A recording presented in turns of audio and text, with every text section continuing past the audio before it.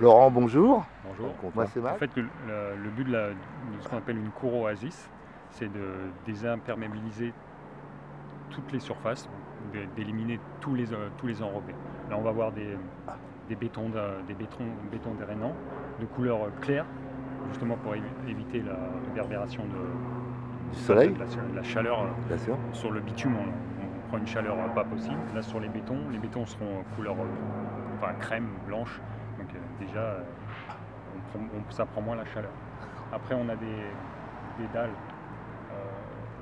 gazonnées qui vont aussi drainer toute l'eau de surface. On va avoir encore des espaces verts qui eux aussi vont drainer toutes les surfaces.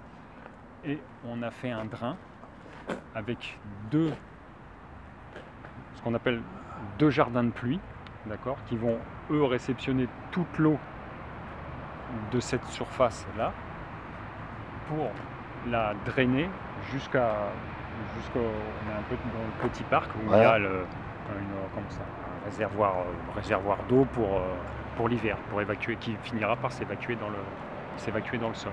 D'accord. Donc, plus qu'une végétalisation, on pourrait dire qu'il y a toute une partie technique, il y a tout ça, quoi, en fin de compte. Oui, tout à fait. Enfin, là, surtout la partie technique, c'est ce fameux drain qu'on refait passer sous tous les éléments qu'on est en train de refaire. D'accord. Pour récupérer les eaux, pour éviter de reprendre les eaux de pluie et de les remettre dans les réseaux de pluie normales qui ont du mal déjà à être nettoyés dans les stations d'épuration. Donc là, au départ, l'eau qu'on va récupérer sur les cours, elles vont déjà descendre dans le drain, dans le sol. Dans la cour, déjà, le drain va faire son effet, l'eau va se rediffuser dans le sol, et justement le trop-plein, lui, finit dans le bassin de rétention qu'il y a à l'extérieur de l'école. D'accord. Eh ben merci. Hein. Donc on va faire une petite visite comme ça. Ça marche. Merci. C'est bon, tu peux attaquer toute ta...